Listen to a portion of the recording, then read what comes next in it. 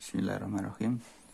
Al-qismul awalu al-istidlalu ala isbati asma'illahi wa sifatihi minal Qur'anil karimi. Awalan al-jam'u bainan nafyi wal isbati fi wasfihi ta'ala. Waqad dakhala fi hadhihi qala al-musannif rahimahullah ta'ala qad dakhala fi hadhihi al-jumlati ma wasafa Allahu bihi nafsahu fi suratil ikhlasi allati ta'dilu sulusal qur'ani haisu yaqulu qul huwallahu ahad Allahus samad lam yalid wa lam yulad wa lam yakul lahu kufuwan ahad.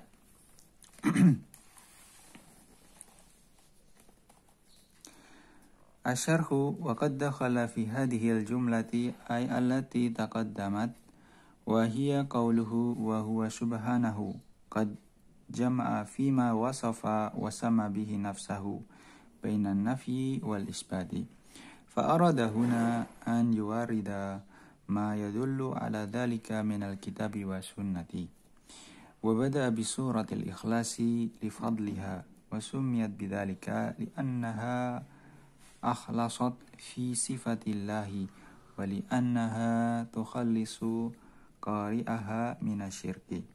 Qauluhu allati ta'dilu sulusal qur'ani ay tusawihi wa dhalika li anna ma'ani al-qur'ani salasatu anwa'in tauhidun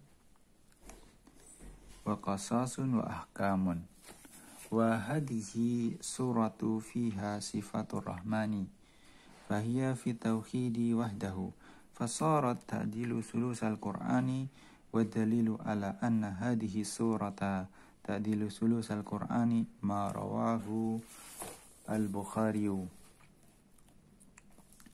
عن سعيد الخدري رضي الله عنه أن رجلا سمع رجلا يقرأ قل هو الله أحد يرددها فلما أصبح جاء إلى النبي صلى الله عليه وسلم فذكر له ذلك وكأن الرجل يتقلها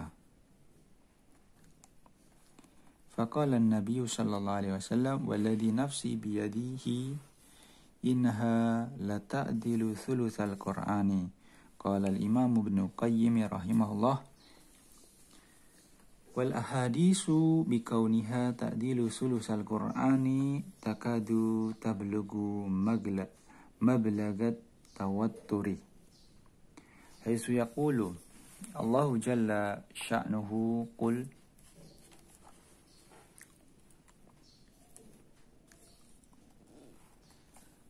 أي يا محمد وفي هذا دليل على أن القرآن كلام الله إذ لو كان كلام محمد أو غيره لم يقل قل الله أحد أي واحد لا نظير ولا وزير ولا مثيل ولا شريك له الله الصمد أي السيد الذي كمل في سؤدده وشرافه وعظمته وفيه جميع صفات الكمال والذي تصمد إليه الخلائق وتقصده في جميع حاجاتها ومهماتها لم يلد ولم يولد أي ليس له ولد ولا والد وفيه أرد على النصارى والمشرك العربي الذين نصبوا لله الولد ولم يكن له كفوا أحد أي ليس له مكافئ ولا مماثل ولا نذير. وشاهد من هذه السورة أنها تضمن وجمعت بين النفي والإثبات فقوله الله أحد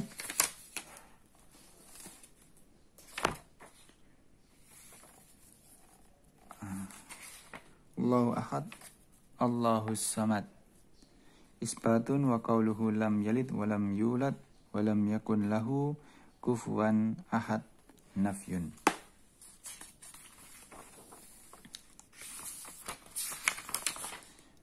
Bagian pertama adalah istidlal atau pendalilan akan isbat, menetapkan nama Allah dan sifatnya yang diambil dari Al-Quranul Karim. Yang pertama adalah al-jam'u bainan nafi, menyatukan antara nafi, meniadakan, dan isbat, menetapkan di dalam sifat Allah, dalam pensifatan Allah Subhanahu wa ta'ala. Dan telah dakhala fi hadhil jumlah, masuk kepada kalimat ini, ma wasafallahu binafsa fi suratil Ikhlas, yang disifatkan dalam surat Al-Ikhlas, yang ta'dilu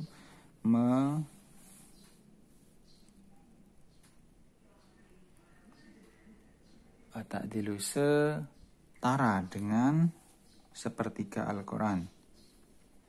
Dalam firman-Nya dalam surat Al-Ikhlas, qul huwallahu ahad Allahus samad lam yalid walam yulad walam yakul lahu kufuwan ahad. Katakan, dialah Allah yang Maha Esa, Ahad. Allah zat yang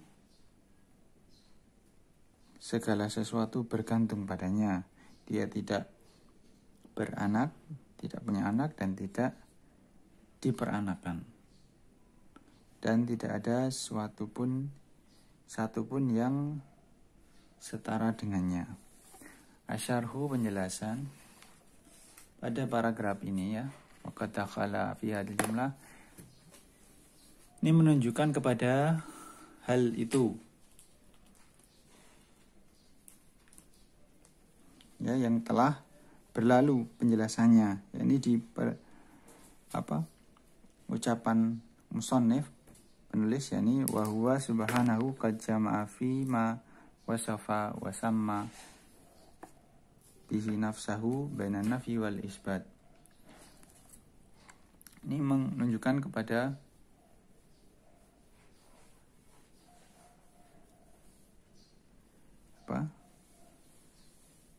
mengumpulkan fima wasafa, dalam sifat dan nama Allah, antara nafi wal isbat, peniadaan dan penetapan. Fa'aradahuna, beliau ingin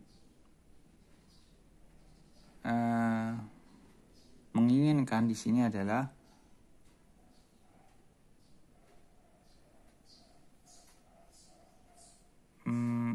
an yuwarrida ma yadullu ala dzalika, apa yang menunjukkan tentang ucapan beliau ini di dalam kitab dan sunnah. Maka beliau memulainya dengan surat Al-Ikhlas, lifadliha, karena keutamaannya. Dan surat Al-Ikhlas ini dinamakan dengannya karena surat Al-Ikhlas itu merangkum, anha akhlasat fi sifatillah, merangkum dalam penjelasan sifat-sifat Allah. Dan juga surat Al-Ikhlas itu tukhallisu qari'aha, mengikhlaskan, membersihkan pembacanya dari syirik. Jadi mengajarkan pembacanya akan untuk berlepas bersih dari kesyirikan. Qauluhu allati ta'dilu sulusal Quran. Dan surat Al-Ikhlas ini setara dengan sepertiga Al-Quran. Aitu sawihi, yakni menyamainya. Wadzalikali anna ma'anil Quran, karena makna yang terkandung dalam Al-Quran itu ada 3 macam, yaitu yang pertama tauhid, yang kedua kisah-kisah, yang kedua hukum-hukum. Wahadihi suratu fi mawasaf fiha sifatur rahman. Di dalam surat ini ada sifat ar-Rahman. Faya fi tauhid wahdah. Jadi ini hanya berisi tentang tauhid. Maka jadilah surat ini setara dengan sepertiga Al-Quran ya, karena isi Al-Quran itu ada 3, tauhid, kisah, dan hukum. Nah kalau di Al-Ikhlas itu isinya tauhid, berarti dia sepertiganya. Wa dalilu ala hadhihi surat ta'dilu surat, dan dalil bahwasanya surat ini setara dengan sepertiga Al-Quran, apa yang dibawakan oleh Imam Al-Bukhari dari sahabat Abi Sa'id Al-Khudri radhiyallahu anhu, bahwasanya ada seorang rajul, laki-laki maksudnya sahabat, yang mendengar sahabat lain membaca yaqra'u qul huwallahu ahad yuraddiduha, dan dia mengulang-ulanginya terus. Falam asbah ja'a ila nabi, setelah masuk pagi, asbaha, jadi membacanya itu pada waktu malam. Ya. Kenapa sahabat itu bisa mengetahui? Berarti kan ini di sholat jamaah dengan bacaan jahar. Ya, sahabat yang tersebut membacanya dalam sholat jahar. Maka fa'asbaha, ketika pagi, sahabat yang mendengarnya itu memberitahu Nabi. Ya, mendatangi Nabi dan menyampaikan apa yang ia dengar. Seakan-akan yang melapor itu yataqallu, menganggap kecil, remeh. Membacanya cuma surat Al-Ikhlas, surat pendek kan. Faqala nabiyyu walladzi nafsi biyadihi, demi zat yang jiwaku ada di tangannya, sungguh ia menyamai sepertiga Al-Quran. Maknanya adalah surat Al-Ikhlas itu menyamai sepertiga Al-Quran. Dan berkata Imam Ibnul Qayyim Al-Jauziyah rahimahullah, wal ahadisu biqauniha ta'dilu, dan hadis-hadis yang menjelaskan surat Al-Ikhlas itu setara dengan sepertiga Al-Quran, takadu tablagu mablagal tawatur, dan mencapai derajat tawatir. Haitsu yaqulu Allahu jalla sya'nuhu, di mana Allah Maha Agung berfirman, Qul, katakanlah, wahai Muhammad, wa fi hadza dalilun ala anna al-Qur'ana kalamullah. Di sini ada dalil bahwasanya Al-Qur'an ini adalah kalam Allah. Law kana kalamu Muhammadin aw ghairihi lam yakul kul. Kalau Al-Qur'an ini kalamnya Nabi Muhammad atau kalam selainnya, maka tidak akan dikatakan kul, katakanlah. Ini kan perintah. Allahu ahad ay wahidun la nadhira wa la wazira. Allah itu esa, tidak ada yang menjadi bandingannya, tidak ada yang pembantunya, dan tidak ada pula serupa, serta tidak pula menjadi sekutunya, syarikalah. Allahus samad, maknanya adalah Sayyid yang telah sempurna dalam kehormatannya, wa syarafihi, kemuliaannya dan kebesarannya, wa fi jami'u sifatil kamal, dan di sana terdapat semua sifat-sifat kesempurnaan. Dan dialah zat yang semua makhluk tas'udu ilal khalaiqu, ya, semua makhluk bergantung padanya, wa taqsiduhu fi jami' hajatihi, dan yang semua makhluk mengharap padanya dalam menginginkan kebutuhan dan kepentingan, wa mahammatiha, dan kepentingan mereka, urgensi para hamba. Lam yalid wa lam yulad, maknanya adalah tidak beranak, tidak punya anak, tidak punya bapak, tidak punya orang tua. Pada ayat ini terdapat bantahan atas kaum Nasara dan juga kaum musyrikin Arab yang mereka menisbatkan menisbatkan kepada Allah anak, menisbatkan anak kepada Allah. Lam yakun lahu kufuwan ahad, tidak ada yang sekufu, tidak ada yang sederajat, setara. Ailaisa lahu mukafiun, tidak ada yang setara, tidak ada yang sepadan, tidak ada yang sama. La muwasilun wala nadhirun.